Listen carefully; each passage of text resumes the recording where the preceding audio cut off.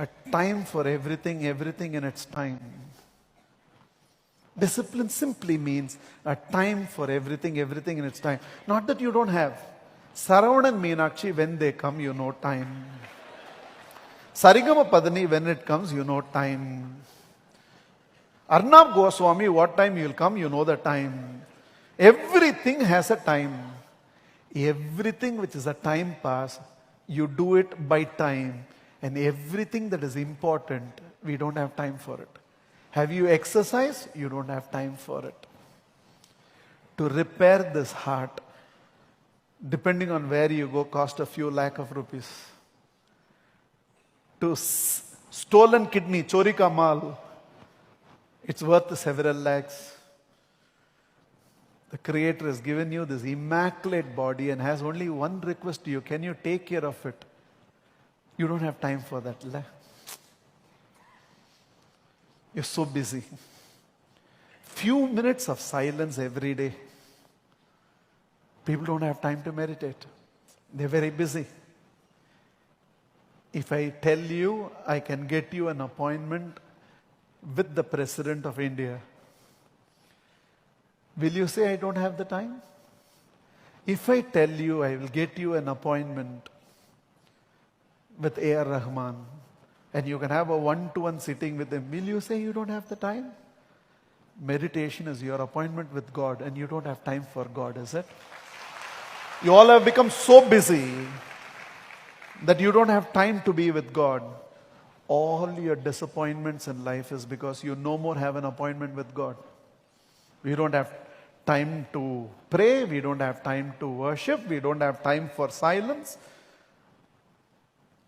For everything that is not important, we have time slots. For everything that is important, we are saying we don't have the time. What is discipline? Discipline simply means I identify what is important for me in life. What is this thing called parenting when children say, till 11 o'clock, I don't get to see my parents at all?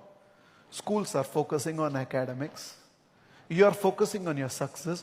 So who is going to parent our children? Who is going to parent our children?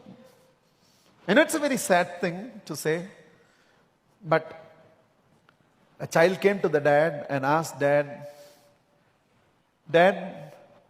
can you give me 2,000 rupees? And he was busy with his laptop. So where's the time? So he just snatched a 2,000 rupee note and gave it to him, gave it to the child and said, it's okay, have it. From below the pillow, the child drew another 2,000 rupee note. Now the child had 4,000 rupees and the child gave it back to the dad and said, Dad, I heard your consultation charges are 4,000 rupees. Can you invest time with me, please? For a client who is willing to give you a 3,000 rupee profit, you have the time. For a patient who will give you 500 rupees, you have the time. And our children, in spite of having parents, have become moral orphans because there's nobody to tell them what is right and what is wrong. We are not having meaningful communication with them anymore. And if as family, we don't have time, and the only thing we call as family time is when all of us sit in front of television. That's called TV time. It's not called family time. Some of what I say won't even be pleasant. It will even make you guilty. But the purpose is not to make you guilty, but the purpose is to wake you up. You're a decision away from transformation. You just have to say, I don't care how I have lived up to now. From here, this is how I'm going to live. Quality time in relationship. Go to a restaurant, family of 4 is sitting, and all the 4 are looking at their mobile. Nobody is looking at each other's eyes. How will we build relationships? Suppose right now we are sitting here and you're checking your mobile when I'm speaking, transformation is not going to happen to you. And suddenly when this child at 16 and either needs psychiatric help or has taken to drugs or won't listen to you anymore or practicing something which does not suit your family values, and you have no say because you were not there for your children when they needed you, so today they don't listen to you. There are 2 ways to get transformed in life. As a country, as a society, as an individual, there are 2 ways to get transformed in life. One, When life is still going comfortable, get transformed. There is no price to pay. Or life will transform you by giving you a slap. Life will change you. A social unrest will happen and a country will get transformed. A social revolt will happen and the country will get transformed. Today when I'm telling you exercise and you're still breathing and vertical and you're okay, if you exercise, you take care of it. In the comfort of your life, you don't exercise and you ignore and push and ignore and push, ignore and push. One day you will sweat, one day there will be slight pain and you will go, doctor will do certain checkup and tell you embroidery has to be done. And after embroidery is done, from the next day, with sorbitrate in one hand and your heart in the other, you will go for morning walk. But right now you are exercising to delay death. Right now you can exercise to become healthy. If you wait till then you will only exercise to take. This is about everything. If as parents we do not start taking certain moral choices of every adult sitting here have to ask this question. Forget about scripture, forget about religion, forget about infinitism, forget about Mahatria, forget about constitution, forget about everything. But ask yourself this one question. Whatever I am practicing, am I okay if my children also emulate it? Whatever I am practicing, whether it's cutting a signal or drinking or habits or extramarital relationship, you have to ask yourself this question. Whatever I am practicing, is it okay if my children also pick it up? If the answer is no, then the transformation has to start with you. You have to be their role model. Otherwise, nothing is going to happen. Somewhere it has to begin with you. The moment I bring in this discipline into my life, a time for everything, everything in its time. This is my time for health. This is my time for spirituality. This is my time for intellectual development.